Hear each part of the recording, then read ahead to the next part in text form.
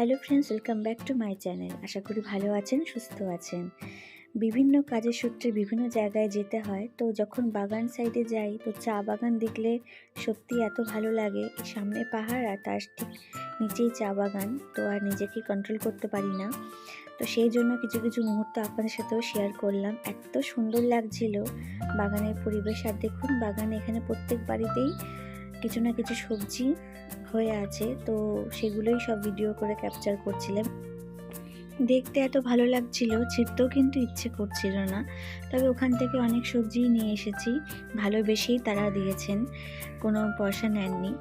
তো এরপরে আরও দেখাচ্ছি শাক। দেখুন কত সুন্দর সুন্দর শাক হয়ে আছে, একদম সবুজ, চোখটাও কিন্তু জুড়িয়ে যায়, চোখের সাথে সাথে মনটাও কিন্তু একদম খুশি হয়ে যায়। আর যেহেতু ক্রিসমাসের টাইম, তার জন্য কিন্তু বেশিরভাগ বাড়িতে এরকম সুন্দর করে সাজানো রয়েছে, ডেকোরেট করা রয়েছে।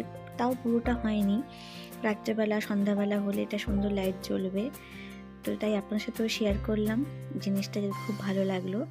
তো এরপর বাড়ি চলে এসেছি। বাড়ি চলে আসার পর একটা দুটো পার্সেল এসেছিলো, তো এটা দেখাচ্ছি। এটা হচ্ছে আমার গোপালের জন্য কিনেছিলাম। আমি কড়াই অর্ডার করেছিলাম, বাট এটা কড়াইটা ঠিক বলবো না, কড়াইয়ের মতনই লাগছে, কিন্তু দেখে মনে হচ্ছে বাটি। তো এত সুন্দর, তো আমার চেঞ্জ করতেও ইচ্ছা করছে না, রিটার্ন করতেও।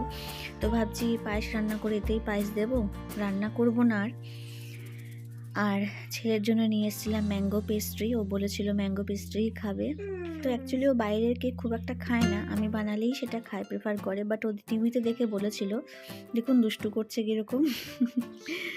আর কিছু অর্ডার করেছিলাম জিনিস আরও, যেগুলো বললাম। তো গিফট ছিল, একজনকে দেবো। আর এটা ব্লগ ছিল, তো আমি আমার ছেলে আরেকজনের ছেলে আছে, তার জন্য আমি নিয়েছিলাম। তো আশা করি ওরও পছন্দ হবে। তো এটা হচ্ছে পরের দিন। তো সেদিন আর ভিডিও করা হয়নি। পরের দিন রাস্তা দিয়ে এখান দিয়ে যাচ্ছিল, ওই যে পিঙ্ক কালারে আমরা বুড়ির চুল বলতাম ছোটোবেলায়। তো ছেলে ভীষণ ভালোবাসা, তো দিই না, তো তাও দুই নাতি, দিম্মা আছে, দিদা আছে, দুই নাতিকে দিয়েছে। বাড়িতেই অর্ডার করেছিলাম পিৎজা, যেহেতু ছেলে মলে যেতে পারছে না, একটু হাতের প্রবলেম হয়েছে।